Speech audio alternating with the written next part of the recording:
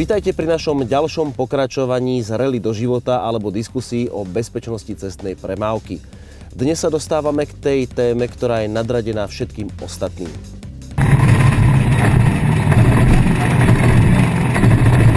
Videli ste niekedy pilota v rally telefonovať za volantom počas rýchlostnej skúšky?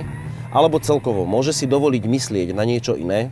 Takto, aj čo sa týka preteku, ja si vyžadujem plnú koncentráciu, každé jedno vrzganie alebo škrípanie alebo niečo, čo je nový zvuk, ma to strašne vyrušuje, ma to rozstyluje. A takisto, keď zazvoní telefón v aute, viem, že a ja sa furt pozriem pod ňom, lebo mám zlozvyk, hej, ale viem, že ťa to napriek tomu, aj na tú sekundu, keď dáš dole ten zrak z toho vlastne z cesty a začneš pozerať, zhľadať telefón, kde ho máš, tak viem, že prichádzaš o ten kontakt s tou vozovkou a keď pre teba, nedaj Bože, presne tedy, ak ti zazvoní telefón, ti niekto zabrzdí a ideš čestne za ním zalepený, tak už aj nemáš čo riešiť vlastne.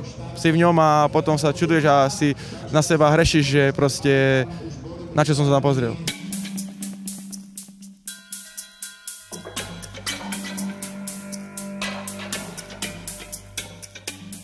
Po rokoch krásnych rečí a nezmyselných projektov o bezpečnosti cestnej premávky niekto konečne raz pomenoval reálny problém. Billboardová kampaň BCEPu jasne hovorí o tom, čo nás zabíja na cestách. Je to žiaľ pravda. Dajme si otázku, koľko dopravných nehôd bolo uzavretých alebo vyšetrených s tým, že príčinou bolo SMS-kovanie alebo telefonovanie alebo nejaké iné rozptýľovanie.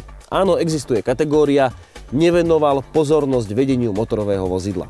Ale myslím, že práve to rozptýľovanie môže byť aj za inými príčinami, kedy človek nedobrzdí alebo aj niekde rýchlo vbehne. Neprimeraná rýchlosť. Zabávam sa s telefónom, neskoro zbadám, že som v zákrute a už som tam neprimeranou rýchlosťou.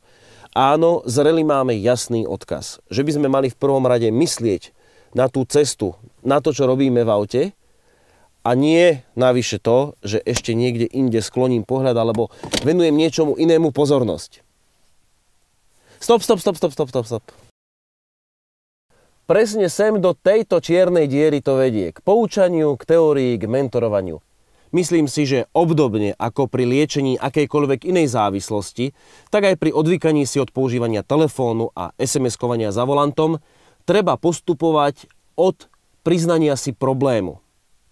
A predstavte si, medzi reliascami som nenašiel nejaké veľké hrdinské reči, ramená. Áno, súhlas s tým, že toto a toto je zlé, ale zároveň aj priznanie toho, čo robíme.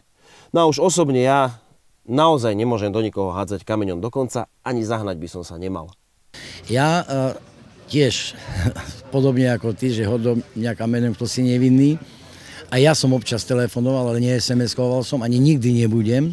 Aj to telefonovanie sa snažím absolútne obmedziť a doslova sa hrám takú hru, že ide predo mnou auto, má samozrejme vzadu čierne okna a ja som na 100% presvedčený, že ten človek buď telefonuje, alebo SMS-kuje podľa toho, ako sa neisto na tej ceste správa.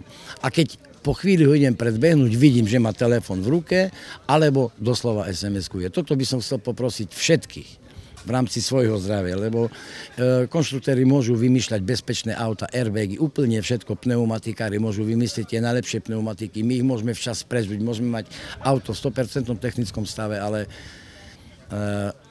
bohužiaľ to šoferovanie si ešte dnes, keď nemáme rôzne automaty, vyžaduje koncentráciu a pozornosť na cestu, sústredenosť. Jasne, no każdy z nas je normalni, jsme ludzie, każdy dziela chyby albo dziela nieco, co by nie mógł dzielać, ale ja myslím, że najważniejsza chlawa, trzeba we wszechnim udzielać dystans, że okej, jak mamy możliwość, je prázdna cesta, mamy place, no ja nie říkam, że nie możesz zabrać telefonu, jasne, no to nie ma co rozprawiać, że nie można. Oczywiście, że to każdy z nas sprawi, ale idzie o to, żeby każdy miał to ideą, miał to w hlawie, co sa może stać, gdzie można se na nieco powolić, a gdzie ne. I to je hlavná istota.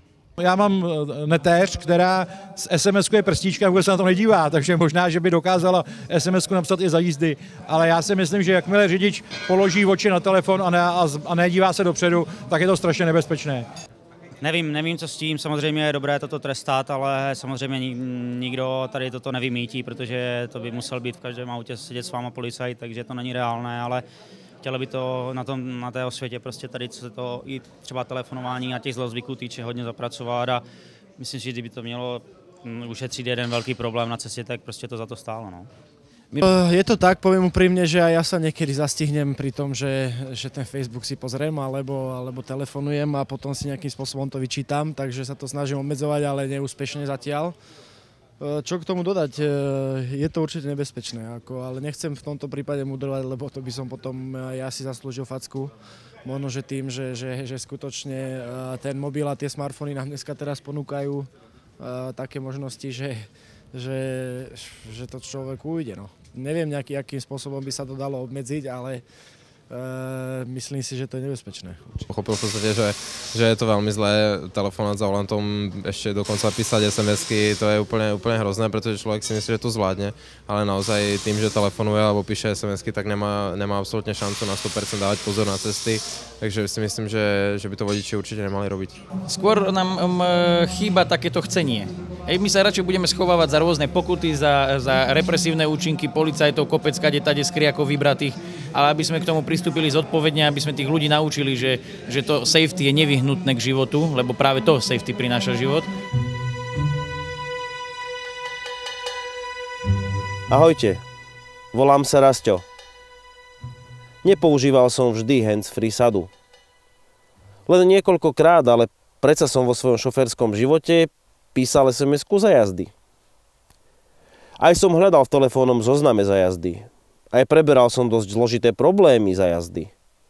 A po skončení hovoru som vlastne nevedel, ako mi ušla cesta. Nevnímal som ju.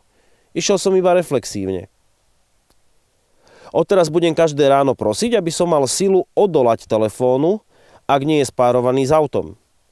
Aby som dnes pri vybavovaní dlhšieho hovoru radšej zostal stáť na kraji cesty.